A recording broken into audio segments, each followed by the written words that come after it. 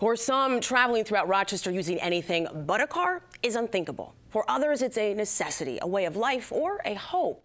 According to national surveys and studies, including one from the Brookings Institution, people want more walkable cities in the U.S. In addition, Brookings found more than half of millennials want to live places where they don't need access to a car. Examining transportation and mobility issues is the focus of a film series called Rochester Street Films. The first event in the series takes place this month, and its theme, Moving Beyond the Automobile. Here's a sneak peek at the 3 filmmakers selected for the event and their stories.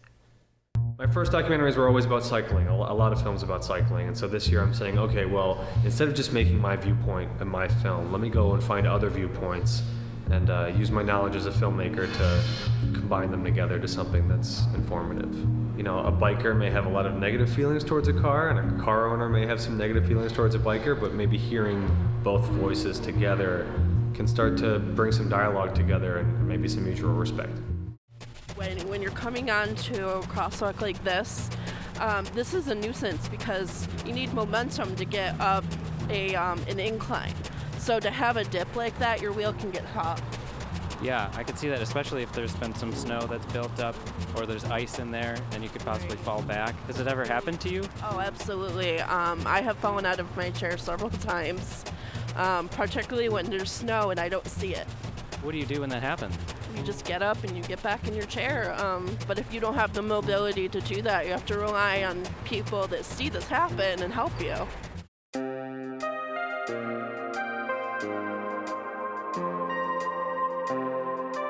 I love cars, but when I'm in a car, I'm experiencing that car. And that's what I'm doing. When I'm walking, I'm experiencing my surroundings. I mean, you saw me earlier. I was just sitting out there kind of taking it in. I didn't even know Susan B. Anthony was from here. You know, I come here and people are like, oh, that's Susan B. Anthony Bridge. I'm like, why is it named after her? Like, this is where the women's movement was, and that's so cool. And all these things have meaning in that. Rochester Street Films is a project of the nonprofit Rochester Reconnect. It's also a partnership with Floating Home Films. Joining me to talk about the upcoming film series and the work to create a community connecting all people through a robust transportation network is Mike Governale, president of Rochester Reconnect. Nate Butler, a filmmaker involved in the Rochester Street Film series. Alex Freeman, also a filmmaker involved in the series. And Erica Jones, filmmaker and systems advocate at the Center for Disability Rights. Welcome to all of you, and thanks for being here. Thank you. Thank you. So before we jump in and talk about the series, Mike, I want you to explain just a little bit about the work and approach of Rochester Reconnect. Your team says that Rochester must rebalance its transportation network. Talk about what that means and the ways in which you're trying to do that. That's right. So Reconnect Rochester is a nonprofit that works to promote transportation alternatives. Basically transportation options that make it easy for everyone, regardless of your economic status or your physical ability, your age, where you live, to get around our region. And we think that that's good for our economy, it's good for the environment, it's good for our own personal well-being, it's good for our pocketbooks. If we have choices to get around, that means public transportation, that means cycling, that means good pedestrian connections. Alternatives to the automobile. Because we've seen over the past 60, 70 years, Rochester, like all American cities really, have really overplanned for the automobile at the expense of pedestrians and people. And you've done interesting work and important work. I caught the research that you did on looking at the link between poverty and transportation, and actually how public transit can be a solution to some of those issues centered around poverty in the city of Rochester. That's right. Now you're further informing the public with this film series, Rochester Street Films. In what ways, all the filmmakers are here, in what ways do you want this series to reach the public, in particular your films? And we'll start with you, Erica. Well, it's nice to be able to get out the disability perspective, for one. Very often when you talk about transportation, we are forgotten. We already have limited options in Monroe County. So to get this conversation out, come up with ideas that is accessible for everyone, I'm just hoping to open some eyes. What about you, Nate? Basically, my take on it is I grew up in the garage working with cars with my dad, and for a long time I lived in a small town where anywhere you were going, you were on a busy road. You know, it's not like blocks like in a city. And So I grew up thinking that a car was just the right way to get around, and I'm glad that I came to Rochester and realized that I'm learning a lot more about the place that I live if I'm on foot, and I'm a lot more connected to it, and I meet people on the streets, and I think that's something that a lot of people who choose to drive everywhere are missing out on, because when you're in a car, you're not seeing all those people around you, you're just watching stoplights, and I'm hoping that I can show some people that if they choose to be on foot, they can be a lot more connected. And we discovered in your film, well, a little bit of the preview of it, you discovered the home of Susan B. Anthony was here when you got out of the car and actually explored. Yeah, and I'm not from this area originally. I'm from Ohio. So a lot of that was very new to me, that people are telling me all these amazing things about the different landmarks, and that was horribly interesting, and it's something that I don't think I ever would have discovered if I had just driven to my destination. What about you, Alex?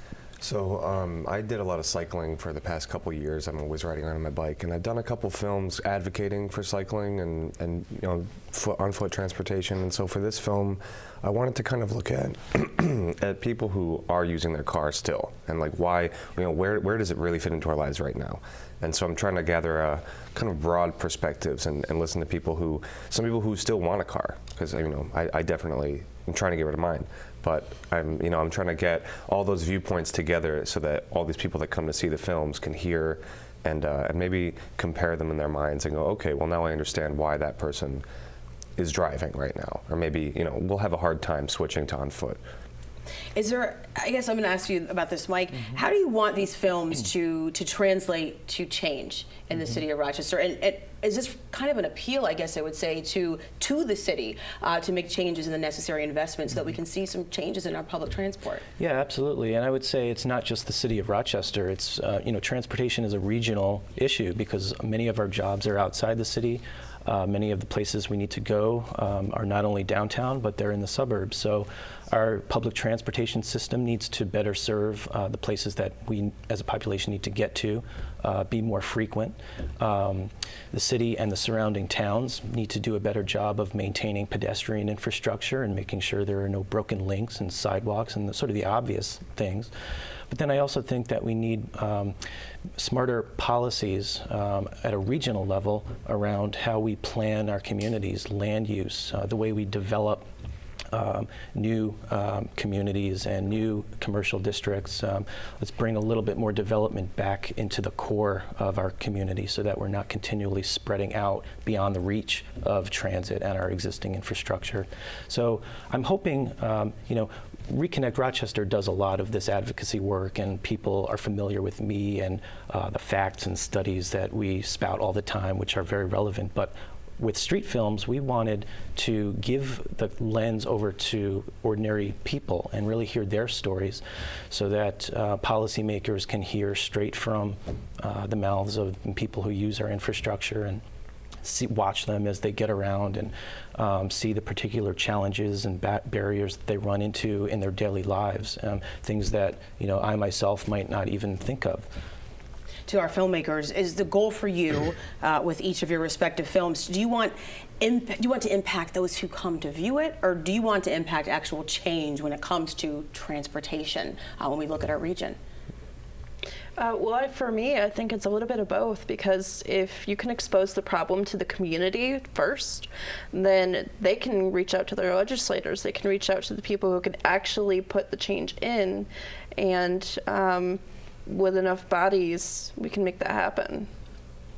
Yeah, I think the film is the initial message that you can send to people, or you can show or expose something to people, and then I try to do it in my own life, is to make the change, start walking or start biking. Mm-hmm. Yeah. Sorry, Nate, about 10 seconds. Mine's it's even just about like the way people live their lives, just not being in such a rush and feeling like they have to take a car, just really enjoying the place they're in and looking around and taking it in. All right, well, we have to close for now, but everyone watching, you can still be a part of this conversation. The film series, Rochester Street Films, kicks off with its first event of the year, Moving Beyond the Automobile. That's on Wednesday, March 15th at 6:30 p.m. at the Little Theater. See all 3 films in full and stay for the panel discussion afterwards. All the details to get your tickets are on your screen.